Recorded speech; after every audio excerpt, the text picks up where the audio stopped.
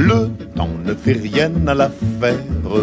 Quand on est con, on est con. Et nous sommes le mardi 25 mars. Bonjour à tous et grand. Ouais, ça t'incombe, ça. À peine 10 jours de confinement et déjà certains sont perdus dans les dates. Bon, pour être honnête, Nicolas Demorand a fini par s'excuser de son erreur. Mais certains auditeurs ont peut-être eu peur d'un glissement temporel ou je ne sais quoi.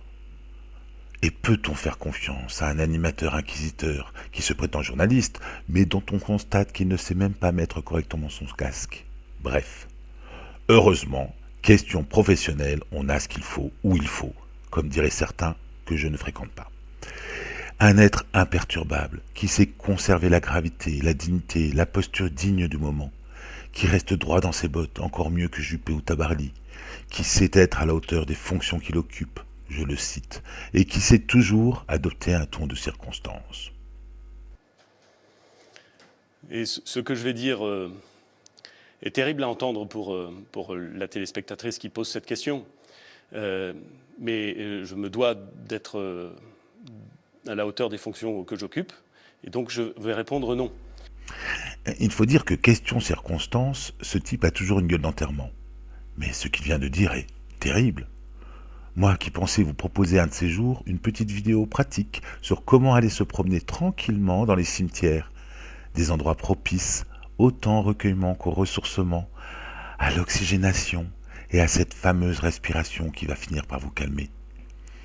Avec la surmortalité du moment, j'avais imaginé vous proposer de faire comme tout bon vieux qui se respecte et regarder chaque jour la rubrique nécrologique pour connaître les heures où vous pourriez sortir prendre l'air avec un motif valable. Discrètement, hein, pour ne pas perturber les familles. Tout en vous tenant bien à distance des proches du défunt qu'il aurait pu contaminer avant de partir. Eh bien, non.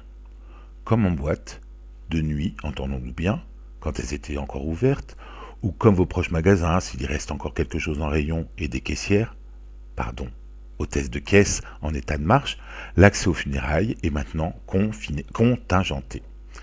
La plus stricte intimité, comme on dit, va être de rigueur, et les défunts, qui vont se retrouver bien seuls dans leur cercueil, coffin en anglais, je tenais à la placer, pourront se croire au paradis, puisque c'est bien connu, depuis Sartre, l'enfer c'est les autres. C'est pas rigolo, je sais, et d'ailleurs, ça ne rigole pas. Tout contrevenant s'expose à des sanctions, comme cette pauvre famille du Calvados. Il ne vous reste plus qu'à rester chez vous et à organiser des enterrements virtuels, comme pour les apéros ou autres joyeusetés. On comprend que, pour ne pas être enterré trop seul, certains se cachent pour mourir, comme les oiseaux. C'est peut-être un soulagement pour les urgences, mais pas pour les autorités compétentes, c'est un pléonasme, je sais, qui ne parviennent plus à compter les victimes. Mais France Inter a mené l'enquête. Rendez-vous avant-hier, dans la matinale, pour en savoir davantage. Et en attendant, je vais essayer de ne pas mourir trop vite. J'ose encore espérer qu'il y aura du monde à mon enterrement.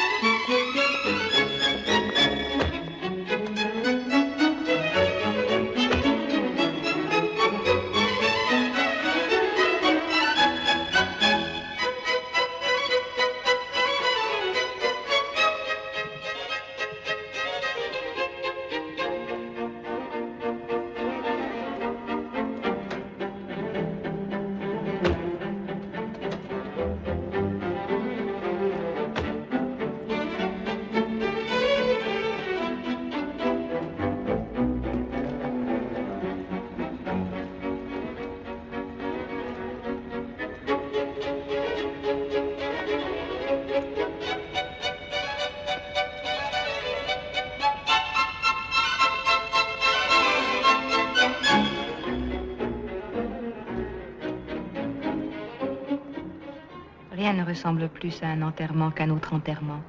Et pour pourtant celui-ci a quelque chose de spécial.